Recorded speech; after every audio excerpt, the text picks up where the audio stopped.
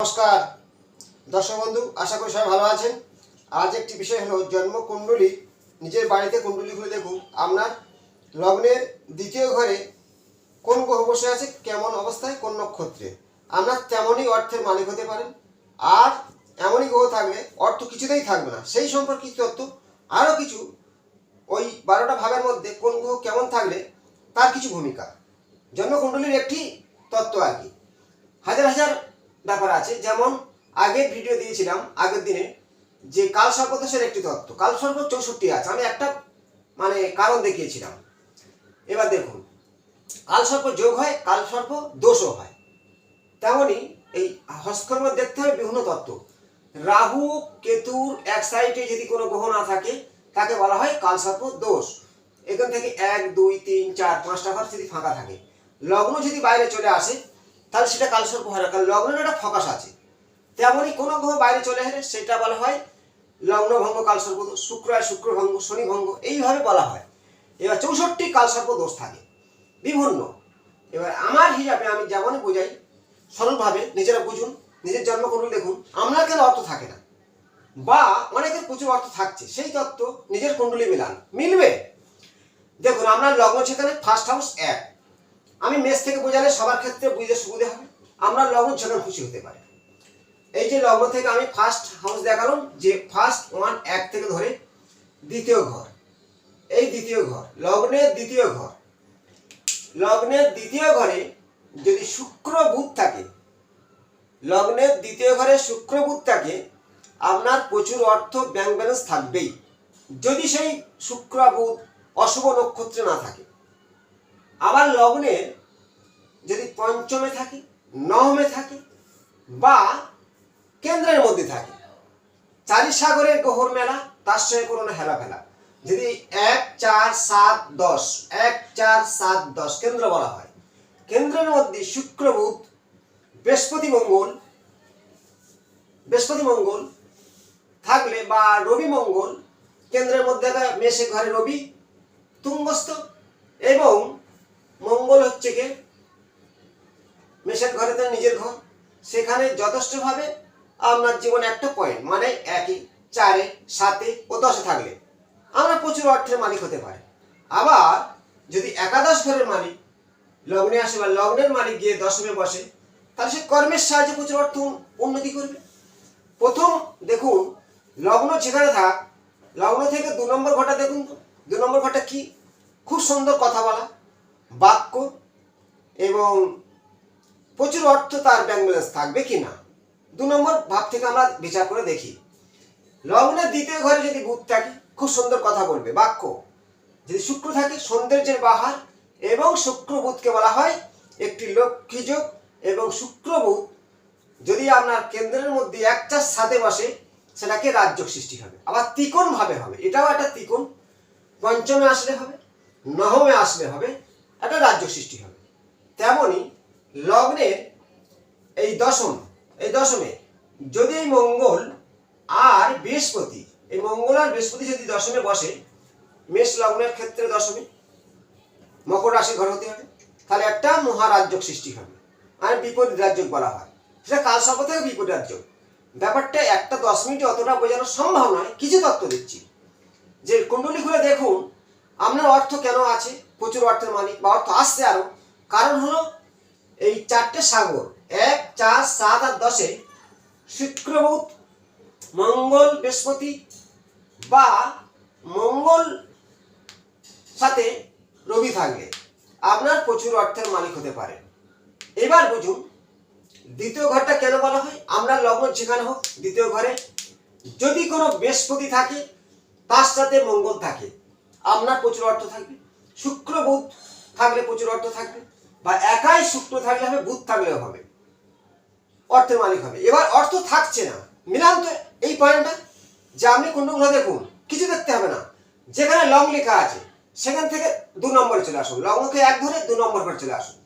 সেইখানে যদি আমরা রাহু বসে থাকে, এই ধরে যাক এখানে একটা লগ্ন আছে, এখান থেকে 1 ধরবেন, তাহলে এখানে দ্বিতীয় ঘর, এই দ্বিতীয় ঘরটায় যদি রাহু থাকে, এই রাহু দ্বিতীয় ঘরে আছে, আপনার ছকে দেখুন আপনার টাকা নেই, আমি গ্যারান্টি বলছি, ব্যাংকে টাকা নেই, কোনো মতে টাকা নেই, টাকা আসছে, নানান কিছু বিলাসিতায় নানান। রাহু তো লগ্নে দ্বিতীয় ঘর ব্যাংক, রাহু যার বিশাল বড় মানে তার বলা হয় এক ধরনের তত্ত্ব হচ্ছে তার মানে গলায় থেকে কিছু নেই, ফাঁকা কাটা।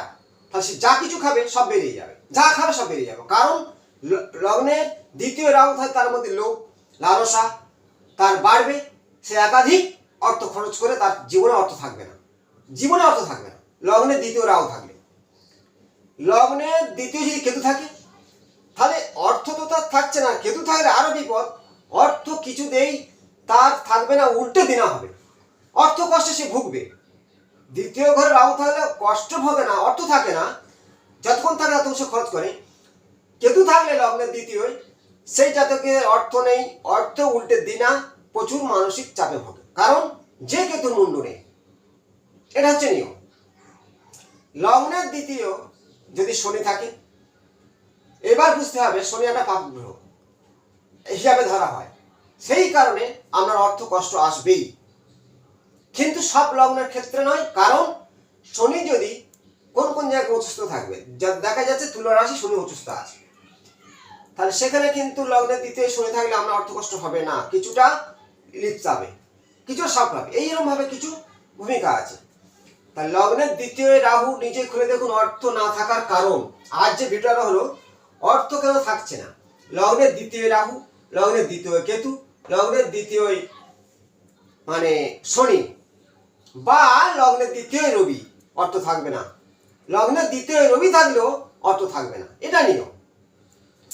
এইবার প্রশ্ন থাকতে পারে যে লগ্নের দ্বিতীয় আমার রবি আছে কিন্তু অর্থ আছে, কিন্তু না, তেমন অর্থ থাকবে না। রবি একটা মানে লগ্নের দ্বিতীয় থাকলে অর্থ থাকে না, আবার যদি রবির ওপরে শুক্রের কোনো দৃষ্টি পড়ে আরো একদম দারিদ্র্যের সৃষ্টি হবে, বা শুক্র রবি দ্বিতীয় থাকবে, দ্বিতীয় শুক্র ভালো, রবিযুক্ত হলে অর্থ থাকবে না, এইটাই ভূমিকা। তাহলে এটা আমি রক্ত না থাকার কারণ, কুণ্ডলী বিচারে একটি পদ্ধতি, লগ্নে দ্বিতীয় রাহু থাকলে অর্থ থাকবে না ফার্স্ট। এবার অর্থ থাকার কারণ, লগ্নের দ্বিতীয় বুধ বা শুক্র যুক্ত হয়ে আছে, আপনি অর্থের মালিক। বা লগ্নের দ্বিতীয় চন্দ্র আছে, বা লগ্নের দ্বিতীয় বৃহস্পতি আছে, শুভ নক্ষত্রে থাকতে হবে। যদি অশুভ নক্ষত্রে থাকে তাহলে কিন্তু অর্থ থাকবে না, সেটা ব্যালেন্স হয়ে যাবে। সেই কারণে আপনার কুণ্ডলী করে দেখতে হবে। আর প্রচুর অর্থের মালিক 1, 4, 7 আর 10, 1, 4, 7, 10 কেন্দ্র বলা হয়। তাই চারি সাগরে গ্রহের মেলা, তার সঙ্গে করো না হেলা ফেলা। কারণ কোন জাতক জাতিকার ক্ষেত্রে এই চারটে সাগরে গ্রহের মেলা বসে। কেমন? লগ্নে থাকবে রবি বা মঙ্গল, মেষের ঘর। কর্কট রাশির যে ঘর, এটা হচ্ছে 1 থেকে 4, 7 নম্বর, এই 4 নম্বরে থাকবে মঙ্গল বৃহস্পতি, বা দশমে থাকবে বৃহস্পতি মঙ্গল, বিপরীত দার্যোগ সৃষ্টি হবে। এবং সপ্তমে থাকবে শনি। তাহলে 1, 4, 7 আর 10 চারি সাগরে গ্রহের মেলা, তার সঙ্গে করোন হেলাফেলা। আমি একটা ভিডিও দিয়েছিলাম, অনেকে দেখেছি অনেকে দেখেনি।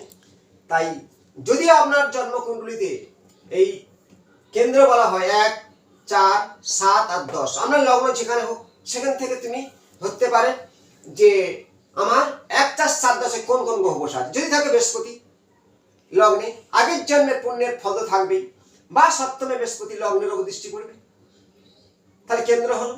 বা লগ্নে চন্দ্র বসে আছে, সপ্তমে বৃহস্পতি বসে আছে, তাহলে একটা কেন্দ্রের মধ্যে চন্দ্র, সপ্তমে বৃহস্পতি। 4 নম্বর ঘরে যদি লগ্নের এটা 4 কেন্দ্র, সেখানে শুক্র বসে থাকে, শুক্র কি দেবে? 4 নম্বর থেকে ঘর বাড়ি প্রপার্টি সৌন্দর্যের বাহার। সপ্তম ঘরে বৃহস্পতি লগ্নের দৃষ্টি দেবে, লগ্নের চন্দ্র দেখতে সুন্দর। আর দশম ঘর কেন্দ্র, সেখানে যদি থাকে মঙ্গল, তাহলে আপনার জীবনে আর ফিরে তাকাতে হবে না। কারণ 1, 4, 7, 10 কেন্দ্র। আবার একটা জিনিস বুঝাই, যদি লগ্নের পঞ্চম ভাবে, লগ্ন থেকে 1, 2, 3, 4, 5 পঞ্চমে থাকে বৃহস্পতি বা মঙ্গল যুক্ত হয়ে, বা মঙ্গলের দৃষ্টি বৃহস্পতির উপর, বৃহস্পতি মঙ্গলের উপরে পঞ্চমে, 5, 6, 7, 8, 9 নবমে যদি থাকে, এই 9 নম্বর ঘর লগ্ন যেখানে হোক, আমি মেষ থেকে বোঝাচ্ছি, সবার ক্ষেত্রে বুঝতে সুবিধা হবে। এই 9 নম্বর ঘরে যদি থাকে বৃহস্পতি বা রবি বুধ, বোঝা নম্বরে, পঞ্চমে বা দশমে থাকলে বা 4 নম্বরে থাকলে আপনার বুধাদিত্য যোগটাকে একটা জীবনে সাকসেস দেবে, প্রচুর অর্থের মালিক হবে, শিক্ষাগত যোগ্যতা তৈরি করে ভালো র্যাঙ্কে প্রতিষ্ঠাতা লাভ করতে পারবেন। তেমনি আপনার লগ্ন বলা হয় 1 আর কেন্দ্র বলা হয় 1, 4, 7, 10 আর ত্রিকোণ 5, 9 এবং দ্বিতীয়। এবার ভাবের ব্যাপার আছে, যদি আপনার এই দশম ঘরের স্বামী 10 নম্বরের অধিপত্য করে কি, যা আপনার যেখানে লগ্ন হবে, মেষের লগ্ন হলে 10 নম্বর অধিপতি শনি, এই শনি যদি সপ্তম ঘরে বসে তাহলে আপনার জীবনে যথেষ্ট সাপোর্ট দেবে তুলা রাশির ঘর, সঙ্গে শনি সেখানে তুঙ্গস্থ। যদি আপনার লগ্ন চেঞ্জ হয় তাহলে সেই ঘরের মালিক কত নম্বরে বসে আছে তার উপর নির্ভর করবে। আবার দেখবেন এই লগ্নের থেকে অষ্টম ঘর বলা হয়, তাহলে এখানে 7, এটা হলো অষ্টম ঘর। এই অষ্টম ঘরে একটা জিনিস আমি জানাই, সপ্তমের স্বামী যদি অষ্টমে বসে কোনো জাতক জাতিকার ক্ষেত্রে, এটা আমি নিজের কুণ্ডলিতে জানাচ্ছি, মানে বিভিন্ন কুণ্ডলীর বিচার করে ওটা আমার অভিজ্ঞতা। এই সপ্তমের স্বামী যদি অষ্টমে বসে, একা অন্য কোনো পাপক গ্রহ যুক্ত না, যদি শুভ গ্রহ হয়, বিশেষ করে শুক্র হয়, সপ্তমের স্বামী শুক্র যদি অষ্টমে বসে যায়, সেই জাতকের ক্ষেত্রে মানে শারীরিক চাহিদাটা বেশি থেকে যায়, তার জন্য কিছু নেগেটিভ অর্থ নষ্ট হয়ে থাকে। যদি পুরুষ হয়ে থাকে প্রচুর নারীদের পিছনে অর্থ নষ্ট হবে। যাই হোক, অর্থ নষ্ট হওয়ার বিভিন্ন কারণ থাকে। আমি যে তত্ত্বটা জানালাম আরেকবার রিপিট করব, নিজেরা খেয়াল করুন। আজ বিষয়টা হলো জন্মকুণ্ডলীর একটি পদ্ধতি। অর্থ না থাকার কারণ, আপনার লগ্নের দ্বিতীয় ঘরে রাহু থাকলে অর্থ থাকবে না, লগ্নের দ্বিতীয় ঘরে কেতু থাকলে অর্থ থাকবে না, অর্থ কষ্টে ভুগবে আগের জন্মের কিছু কর্মের ফল। লগ্নের দ্বিতীয় ঘরে যদি থাকে বুধ শুক্র, প্রচুর অর্থের মালিক হতে পারে। লগ্নের দ্বিতীয় ঘরে বৃহস্পতি থাকলে অর্থের মালিক হতে পারে। এই ধরনের শুভ গ্রহ শুভ ফল, অশুভ গ্রহ অশুভ ফল। এইবারে লগ্নের দ্বিতীয় ঘরটাকে বলা হয় ব্যাংক বা অর্থের ভান্ডার, সেখানে শুভ গ্রহ শুভ ফল দেবেই তো। কিন্তু চন্দ্র দ্বিতীয় থাকলে, যদি পূর্ণিমার চন্দ্র হয়, খুব সুন্দর শিল্পী হবে, কণ্ঠস্বর খুব ভালো হবে, এবং চন্দ্রের পাশে যদি আরো কিছু শুভ গ্রহ থাকে তাহলে সেই জাতির অর্থ থাকবে, অত তার ভাবমূর্তি খুব সুন্দর হবে। আর বুধ থাকলে বাক্য কথা বলার টেকনিক আসবে। শুক্র থাকলে সৌন্দর্যে বাহার হবে, বা শুক্র বুধ থাকলে প্রচুর অর্থের মালিক হতে পারে। আজ এই বিষয়টা আমাদের সামনে তুলে ধরলাম। যদি কারো অর্থ থাকছে না, তার জন্য আমি একটা ভালো নাম্বার দিচ্ছি 24। এই 24 নাম্বারটা নিজে লিখতে পারেন হাতের কবজিতে সবুজ কালি দিয়ে। 24 যোগ করে আসে 6, মানে শুক্র, যে শুক্র সুখ দেয়। এটা একটা ম্যাজিক নাম্বার 24, হাতের কবজিতে লিখবেন সবুজ কালি দিয়ে। এবং আমি বারে বারে দেখাই যে আপনাদের সামনে তুলে ধরি বিভিন্ন তত্ত্ব। যদি আপনার লগ্নে দ্বিতীয় ঘরে রাহু থাকে তাহলে অর্থ থাকছে না, তো 24 নাম্বারটা লিখুন। যাদের ক্ষেত্রে লগ্নের দ্বিতীয় শুক্র বুধ, তাদের লিখতে হবে না, তাদের জন্য নয়। যাদের অর্থ থাকছে না, লগ্নের দ্বিতীয় রাহু কেতু বা শনি বা রবি শুক্র দারিদ্র যোগ করছে, তারা লিখবেন 24। পরবর্তী অংশে নতুন তথ্য নিয়ে আসবো। ভালো থাকবেন, পত্রিকা শেয়ার করুন। নমস্কার।